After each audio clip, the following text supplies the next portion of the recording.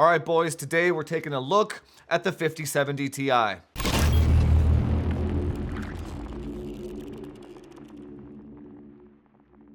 Now before you go running off to the comment section, just chill. I already know what you're gonna say.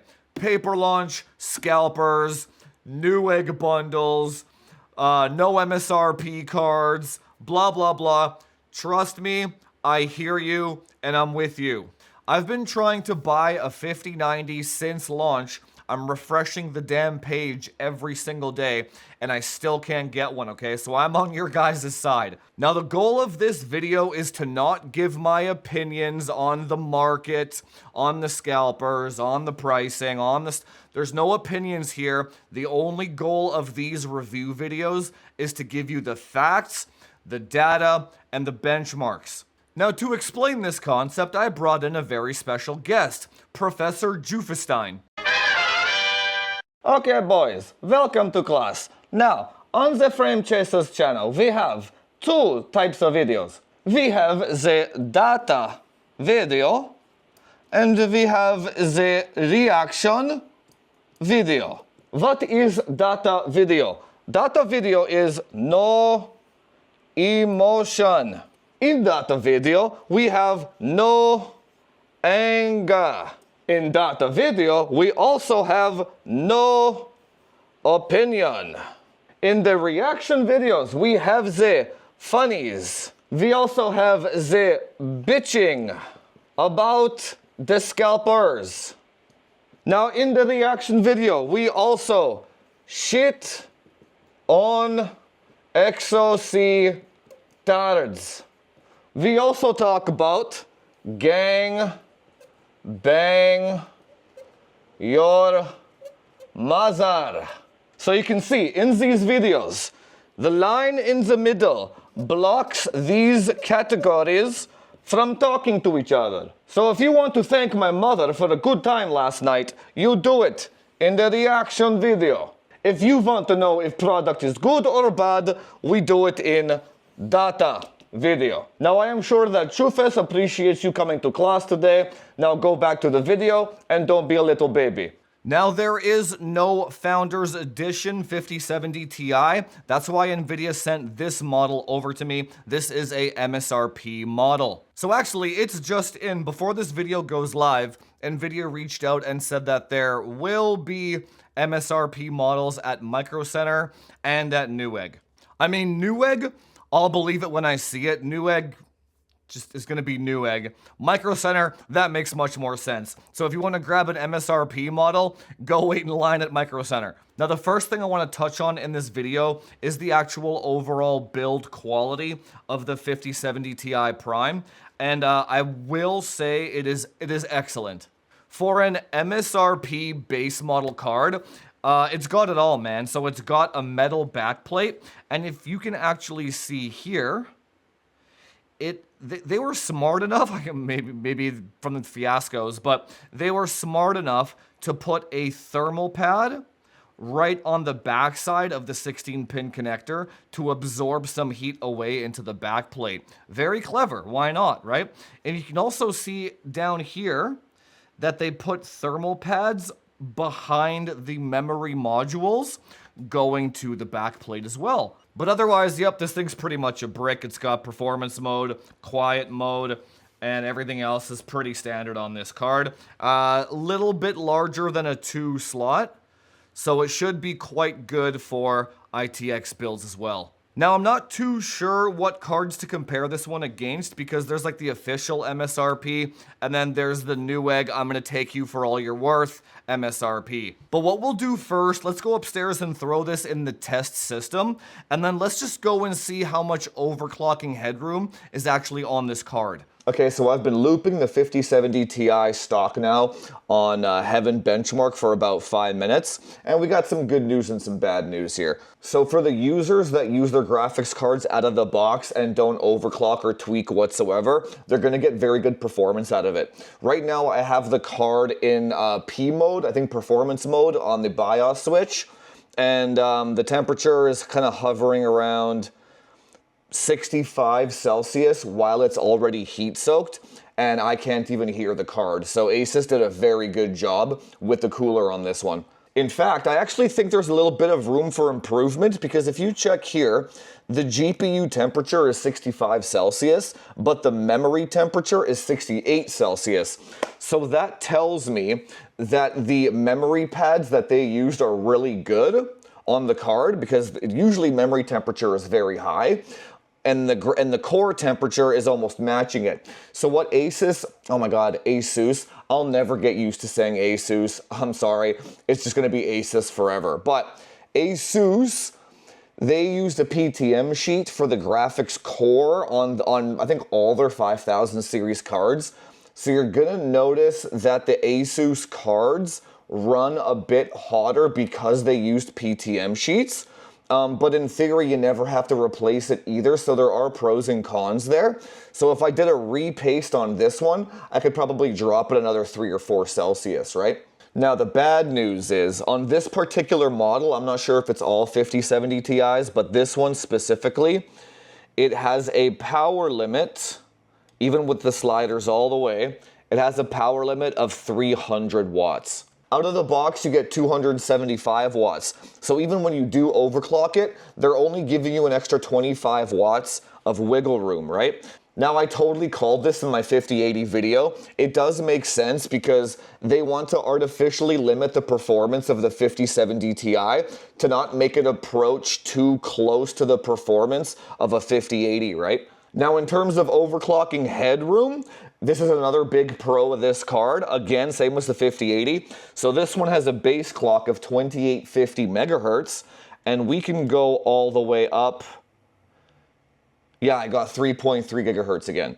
So the core slider is at plus 450. We're at 3.3 gigahertz, but yeah, now we're hitting the power limit at 300 watts. So I can't actually push the card, and we actually have a lot more voltage headroom too. So the latest version of MSI Afterburner actually allows the cards to go up to 1.1 volt. This wasn't available back at the 5080 video, but now we actually have more headroom to go past 3.3 gigahertz, but I can't because I'm power limited now, right? And now, even though we're pulling an extra 25 watts, the temperature only went up 2 Celsius. Now we're hovering around 66, 67 on auto fan speeds. So you see here, now that I cranked up the voltage slider and the core slider, the voltage actually went down to 1.065, right? I might actually be able to push this a bit further. Let's try 500. No, now it crashed. There you go. So when you increase the core slider and you hit the power limit, the graphics card has no choice but to reduce the voltage to fit the power envelope. So this card might actually do quite well with a power mod. So we'll save that for a future video. We'll tear it apart, do a power mod, repaste it, etc., and see how much performance we can gain when this power unlimited. But for now, we just got to do with what we got for the embargo date. Yeah, so I'm just doing a preliminary run of Port Royal in Max OC format. Yeah, we're hitting a power limit of 310 watts-ish. And the clock speed of the card is hitting 2900 megahertz. So Port Royal in itself hits ray tracing and everything. So it's pulling too much power for the 5070 Ti to stretch its legs. Again, if you remember in my 5080 video, the 5070 Ti has a imperfect 103 die. So it's going to pull more power per SM than the 5080 is. So performance per watt for this card is going to be more inefficient than a 5080, right? Doesn't mean the card is inefficient, it just means it's going to hit power limits sooner. Right, so I'm doing Shadow of the Tomb Raider, exact same behavior, right? So we're pulling 300 watts and the clock speed is at 2900 megahertz. So that's to say, you might actually want to consider buying, or maybe wait a few weeks, right? But you want to try and maybe look for a model that has a higher power limit, because the difference between 3300 megahertz and 2900 megahertz is 13%. Now, assuming that scales relatively linearly, There could be an extra 10% left of overclocking headroom on this card if there weren't that 300 watt power limit. Yeah, so okay, I just finished Port Royal and Tomb Raider, and the difference between both of them, between stock and max overclock, was only 4%, right? So basically that's just the difference between 275 watts out of the box and 300 watts with the power slider all the way to the right. So what you're really looking for is a 5070 Ti that can pull about 350, 375 watts. That's kind of where you want it to be. The same power limit as a 5080, right? There could be an extra 10 to 12% in the tank on this thing if I could get it to clock to 3300 megahertz without hitting the power limit. So I just ran 2 tests back to back, the Firestrike OG 1080p one, and yeah, there's 13% overclocking headroom. Because OG Firestrike doesn't hit the power limit, it allows for much higher clock speeds, right? Now even then, I was only able to get it up to 3100 megahertz before it even hit that power limit. So this card in particular, the Prime 5070 Ti, is leaving a lot of performance on the table because of its power limit. So going forward in the rest of the video, we gotta keep that in mind. But don't worry, in the next video, I will go ham on this thing to find out what it can really do with an unlimited power limit. So now that we know how the 5070 Ti kind of overclocks and performs and the ins and outs and stuff, in these benchmarks, I only did 4K, except for Call of Duty, that was 1440p, and I only did average FPS. You'll see why in a sec. So let's go ahead and start off with Port Royal. Okay, so here's the Port Royal numbers, and these are the scores on the right. Now, what I did for my benchmarks is I posted here on the left the actual clock speed of the cards and the power limits at which they were reaching. And the reason why I did that was to remind people that the 5070 Ti, if it had a larger power limit, it would clock up to 3300 megahertz. But because we were banging against that power limit wall, it was at 2900 for all of these benchmarks. And interestingly enough, if you look here at the 4080 Super and the 5070 Ti, the clock speeds on both of them were kind of within 50 megahertz of each other. The 4080 Super was basically pulling 50 watts more than the 5070 Ti, and then they scored exactly the same. And then keeping that in mind, here is Shadow of the Tomb Raider. Once again, the 5070 Ti and the 4080 Super are within margin of error again, but the 5070 Ti is pulling 50 watts less. And then thirdly, let's go to Gears 5. Here, the 5070 Ti has like a 2% lead over the 4080 Super, but you could basically call that margin of error. Hopefully you see the trend that we're going with here. Here is Call of Duty Black Ops 6. Now, I believe the 4080 Super was actually about 3% faster here. So some games are going to preference more SM count rather than that Blackwell architecture with all the dual FP16 stuff, right? Which you see here in Call of Duty.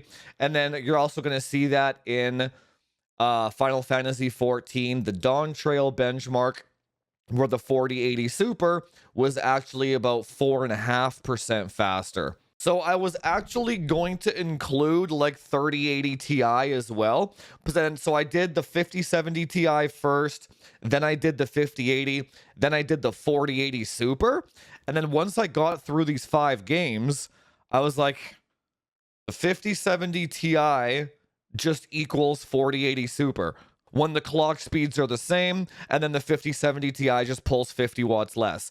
Otherwise, the FPS on these two cards in 4K is the exact same. So TLDR, if you want to know how a 5070 Ti performs against any other card on the market, just go watch 4080 Super videos. It's literally as simple as that. Now, again, I have to mention this like 10 times. The 5070 Ti has a 300 watt power limit. The 4080 Super is pulling 50 watts more for the same performance. Now, if you compare the 5070 Ti to the 4080 Super, the 5080 numbers here are stock. The reason why I put no power limit is because my 5080 has a power mod on it now. So I can't really put a power limit number on it, but that doesn't matter though, because it was locked at 2850 megahertz, which is the stock boost clock, right? But if you go through these numbers, the performance variation is anywhere from 5% to 15% slower than the 5080. Now, why is that important? Is because we're talking about the MSRP model here with the 300 watt power limit. Now, what if we could make the 5070 Ti go to 3300 megahertz, which it does in 1080p games? It's just that 4K games pull more power, right? So what's 3300 divided by 2900? And then now you got your 14%. So let's say, theoretically speaking, hypothetically, if this 5070 Ti didn't have that 300 watt power limit, or at the very least the same power limit as a 5080, you could overclock the card to match a stock 5080. Now, I also confirmed the 300 watt power limit with a couple of other tech tubers that have MSRP models, and they're all 300 watts, right? So TLDR, you can kind of think of it like this. If you have a 300 watt MSRP 5070 Ti, it's basically the exact same as a 4080 Super. If you have one that does 350, 375 watts, or if you're okay manually power modding the card, then it's basically, when max overclocked, it's a 5080 stock. So if you're comfortable actually voiding your warranty and you pick one of these things up for $750, you power mod that shit, you basically got a 5080 for $750. That's pretty sweet. So imagine my delight when I saw these two graphics cards performing identically. I was like, nice. You got all the answers right there. So if both of these cards are clocked to roughly 2900 megahertz, then their performance is basically identical, which tells us something else too, by the way. So if the 4080 Super has 80 SMs and the 5070 Ti has 70 SMs, if you go 80 divided by 70, that means the Blackwell architecture, this one, that means the Blackwell architecture has about 14% better IPC than the Ada architecture, which basically lines up exactly with what we saw with the 5080. So the interesting thing here with the 5070 Ti is you're gonna see kind of like two brackets of 5070 Ti, right? The MSRP base model ones, they're just going to be power limited to 300, and then you might see a second tier of 5070 Ti's. I believe that those videos will be out the day after, but then try to pay attention to see if you can find some that have 350 or 375 watt power limits. I don't know if there are any, but then you're going to see this kind of second bracket of 5070 Ti where those cards basically perform 15 to 20% faster than the base ones do.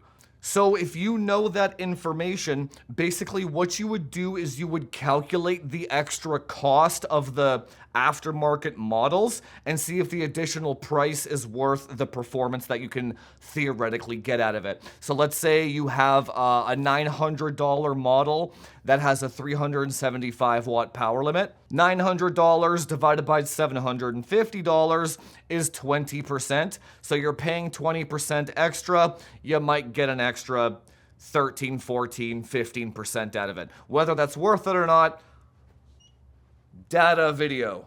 Again, this is all hypothetical. I'm just giving you guys the information. I don't actually know if there will be any 5070 Ti's with higher power limits. But again, don't worry. As soon as this video is done, I'm going to rip this thing apart and power mod it, and we're going to upload the next one to see if we can actually get the other 15% out of it. But let's say you only have $750 to spend, and you want to keep your warranty, and basically you just bought a 4080 Super. Not quite. For that $250 price cut from the 4080 Super, you get the updated display port, you get PCIe Gen 5, and then you also get all the Blackwell features, such as the frame gen ×4, etc. And it also pulls 50 watts less for the same performance. It's basically an upgrade across the board.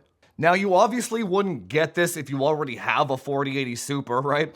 I would say 4080, 4070 Ti's. Actually, I would say anything 4070 Super and up, you would be wanting a 5080 or a 5090 if you were looking for a true upgrade. If you had a 4070 or below, or a 3090 or below, this thing will give you a good kick in the pants. If you think about it, not too long ago, the 3090 was $1,500, and this thing would destroy it for half the money, right? Now, in terms of the frame gen DLSS transformer model type stuff, I did go back and I did retest the Cyberpunk that I did with the 5080 as well, and it's still basically the synopsis there is basically the exact same. 4 times frame gen can get a little janky. 3 times frame gen is the sweet spot for sure, which you need the Blackwell architecture for. And then the transformer model is like 96% of the way there. It's almost there. But as of the time of this recording, it's still game dependent. I checked out Alan Wake and I checked out Dragon Age Veilguard, and it works really well in those games. But again, Cyberpunk is just a little too janky still. So if you do pick up a Blackwell card, you're just going to have to play around with the settings and the overrides based on the game that you're playing and just see how it works for you. So I hope you did learn something. If you do like content like this on day one, you guys can thank NVIDIA for sending me the card because they wanted you guys to know what the real information was on day one. I know that my boys in the Discord are hella appreciative of that. They only need to watch one video, not 30 of them, to get all the information that they need for purchasing decisions. So again, what I'm going to do as soon as this video is over, I'm going to go power mod this thing and run those benchmarks again. I won't be able to get a video out tomorrow before the cards go on sale, but I will post that information in the Discord, so make sure you are in there if you want all of the updated information with the power mod. Otherwise, wait for the next video, and I will see you guys in the next one. Talk to you later.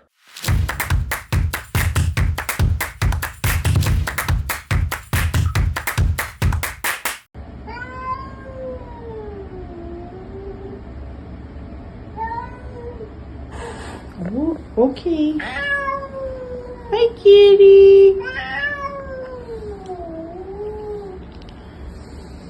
Hi, kitty. Beautiful kitty.